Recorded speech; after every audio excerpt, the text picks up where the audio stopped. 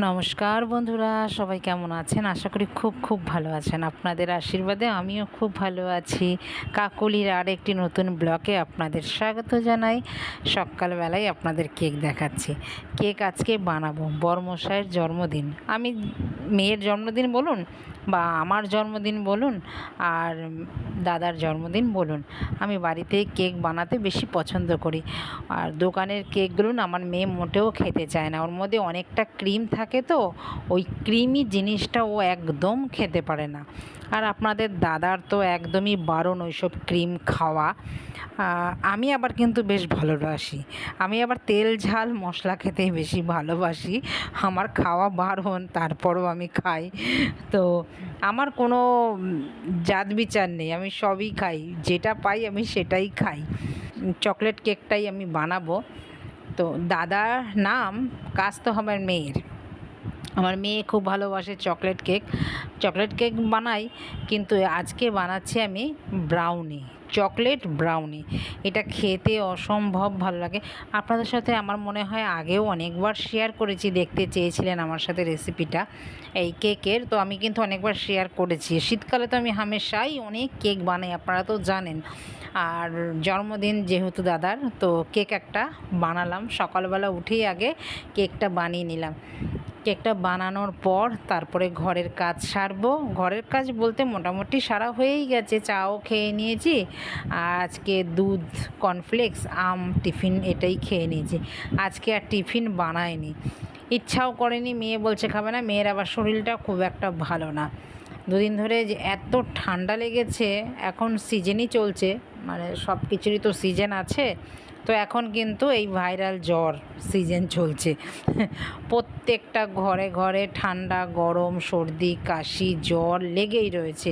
তো আমার মেয়েরও ঠান্ডা, স্কুল যেতে পারছে না, একদিন স্কুল কামাই হয়ে গেল। তো মেয়েরও কিন্তু জ্বর, মেয়ের বাবারও কিন্তু একটু ঠান্ডা ঠান্ডা লেগেছে। তো আমি ব্রাউনি বানিয়ে নিলাম, আর আপনাদের কাছে পুরো ডিটেলস আর বললাম না, আপনারা জানেন সবাই ব্রাউনি বানাতে। আমি এতদিনে আপনাদের শিখিয়ে দিয়েছি কিভাবে ব্রাউনি বানায়, আর আমার মাইক্রো ওভেনেই আমি বানিয়ে নিয়েছি। আমার এতে এত সুবিধা হয় কেক বানাতে, ওই যেরকম মেজারমেন্ট করে দেই আমি সেইভাবেই ব্রাউনিটা বানিয়ে নিলাম। এখন রেখে দিলাম, এটা একটু ঠান্ডা হলে তারপরে। আর আমার ঘরের আজকে কাজ হবে, আজকে কি করে যে আমি কি করব, আমি পুরো দিশাহারা হয়ে গেছি। দুপুরবেলা যাই হোক রান্না করে মেয়েকে দুটো খাইয়ে দাদা আমি বেরিয়ে পড়েছিলাম। বেরিয়ে গিয়ে জিনিসপত্র নিয়ে চলে আসলাম। আর এখানে দেখছেন তো পুরো ঘর ছিটানো, এসে সব কাজ করছে, বৃষ্টিও পড়ছে। ঠাকুর ঘরটা আপনারা সবাই বলেন সব কিছুই ভালো, ঠাকুর ঘরটার মেজোটা ভালো না।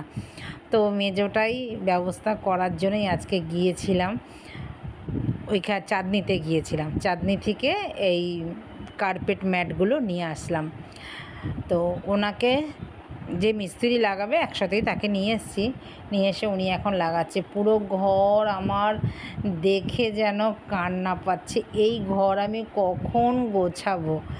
মানে আমি তো জানেন সঙ্গে সঙ্গে কাজটা সঙ্গে সঙ্গে করতেই ভালোবাসি। এসে আবার এই ঠাকুর ঘর দাদা আমি সব পরিষ্কার করলাম। মানে আমার ঠাকুর ঘরটাও তো জানেন একটা সংসার। মানে আমার ঠাকুর ঘরে কি নেই বলতে পারেন, মানে কি বলবো। আর আপনারা তো জানেন আমি একাদশী দ্বাদশী সম্পূর্ণ রান্নাবান্নাটা কিন্তু আমি ঠাকুর ঘরেই সারি। আমার ঠাকুর ঘরে সব কিছু আছে, ঠাকুরের বাসন টাসন মিলে সবই কিছু আছে। তো এইগুলো সরাতে আর ঠাকুর সরাতে আমার কষ্ট হয়েছে আজকে। তো এই দেখুন এখন আপাতত এইটা লাগিয়েছে, এবার সিঁড়িটা বাকি আছে। এখন প্রায় বাজে 8টা বেজে গেছে। তো সিঁড়িটা আর বেশিক্ষণ নেই। দেখ একটু কষ্ট হলেও কি এত সুন্দরভাবে লাগিয়েছে দাদাটা, মানে দেখে মনটাই যেন কোথায় ভালো লেগেছে। ঠাকুরঘরটা যে এত সুন্দর লাগবে আমি নিজেও না ভাবতে পারিনি। আমি একবার ভেবেছিলাম যে মার্বেলটা ঘষাবো, ঘষার লোক পাচ্ছি না। যা এইটুখানি সিঁড়ি ঘষতে যেই টাকা চাইছে মিস্ত্রিরা, তো সেই টাকা মানে কি বলবো আর। তো তার থেকে আমার অনেক কমে আমার এই ঠাকুরঘর কার্পেট লাগিয়ে দিলাম, আমার কমে হয়ে গেছে। এখন প্রায় বাজে 9:30। তো উনি চলে গেলেন, ওনাকে সব মিটিয়ে দিলাম, দিয়ে এগুলোকে আবার সব ঠাকুর ঘরে তুলে পরিষ্কার করে নিজে চান করে তারপরে এবার সন্ধে পুজো দিলাম। আজকে আমার সন্ধে পুজো অনেক দেরি হয়েছে, কেন সন্ধে বেলাটা জুড়ে কাজ হয়েছে। এইবার দেখুন ঠাকুর ঘরটা কেমন লাগছে, আপনাদের কেমন লাগছে সেটাও জানাবেন। আমার কাছে তো মানে আমার আর তুলনা নেই। আমি প্রথম ভেবেছিলাম যে কীরকম লাগবে, কিন্তু সত্যি এত যে সুন্দর হবে আমি নিজেও না ভাবতে পারিনি।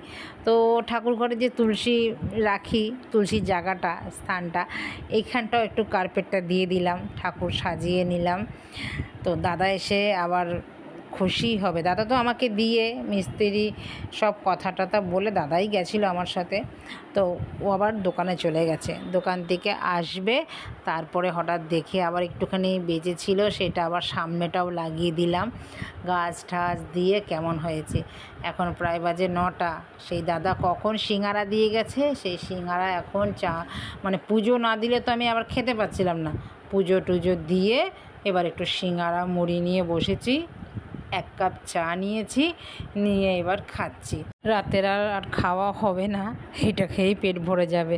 তো খেতে থাকি, ভিডিওটাও এইখানে রাখছি। দেখা হচ্ছে আবার নতুন একটি ব্লগে, নতুন কিছু নিয়ে, নতুনভাবে। তো সবাই ভালো থাকবেন, সুস্থ থাকবেন। ভিডিওটা যদি কোথাও ভালো লেগে থাকে লাইক কমেন্ট শেয়ার করে চ্যানেলটিকে সাবস্ক্রাইব করে পাশে থাকার অনুরোধ রইল। নমস্কার, টাটা।